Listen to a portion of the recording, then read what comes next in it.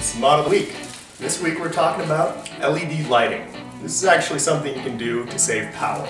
These dirt bikes don't put out a lot of power, and rather than upgrade the stator, which is this unit right in here, rather than upgrade that because that's about $300, you can save power by putting in LED lights. Now, the taillight uses the original one right here. It uses about 15 watts. This thing's dual filament. One is always on and one turns on when you actually tap on the brakes, which is why it has these dual posts. Saving as much power as you can. LED lights use a very small amount of power. Like any of these ones I got in this bag will use at most 3 watts. Saving power is important, particularly if you want to put on any extra components like a hand warmer, seat warmers, extra lighting. Some people like having auxiliary lights, phone charger, really anything. This bike does have about 70 watts to play with extra from what needs to run, but if you go any more than that, then you'll start draining your battery.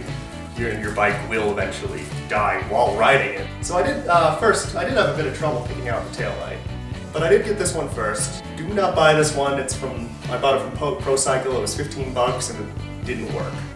Like, I'd plug it in, it wouldn't modulate, so it wouldn't actually change its brightness depending on if you were tapping on the brakes or not. I don't know why. It has the 2 posts, so it should have its 2 circuits, but...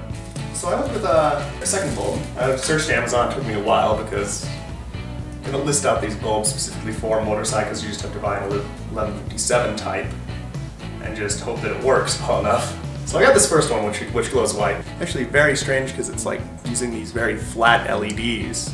It did modulate, but it didn't actually change brightness very well. You could tell that I was pressing the brakes when I wasn't, but it might be mistaken, you know, you might not be able to tell that I was pressing the brakes or not. Yeah, so it didn't actually change brightness that much, so I went to the third one, which actually glows red, and it's this one right here. There's a lot fewer LEDs, it only uses about 1 watt. And the reason why is because it only glows red, it only puts out red light, so it saves a bit more energy.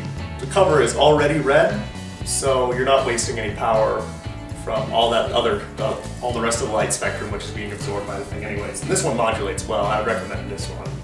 I'll post a link to it in my description. It's only about like 4 bucks.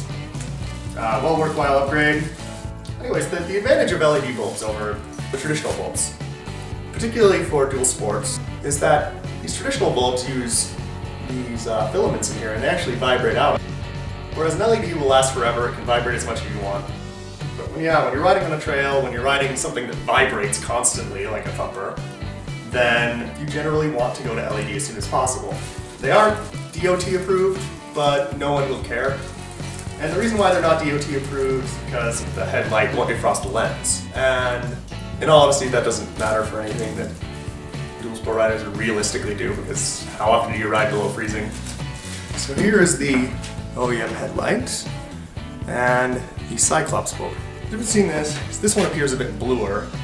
And it actually, because it's bluer, it appears brighter to us because our eyes are a lot better at seeing blue than they are at seeing yellow, which is why yellow things always tend to look lighter. Technically the sky is only a little bit blue, but we can see blue so well that it actually looks really rich and blue to us. This puts out less lumens, but it appears brighter to us. It has a fan on the back here.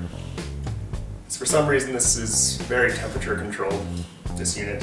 But it only uses 30 watts compared to the 100 watts that this uses. That saves you a lot of power, so I could actually run my hand warmers and I can charge my phone, and I might be able to do something else. Putting out a seat warmer would really push it. Some people use these HID bulbs, and I can't remember what it stands for at the moment. I'll put text right here. But they're essentially just halogen bulbs, and those aren't approved because they're dangerous and have a potential to pollute if they break. Those ones are technically brighter and still use less energy because they're a fluorescent bulb, so they have to use less energy. Some people prefer them. I don't know why. I think it has something to do with the fact that they're brighter and they will still defrost the headlight.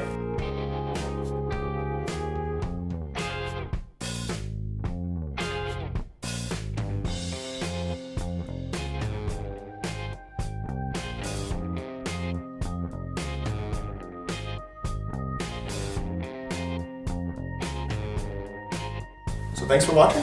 Be sure to subscribe if you want more mods for dual sports or specifically the KLX. This has been Mod of the Week.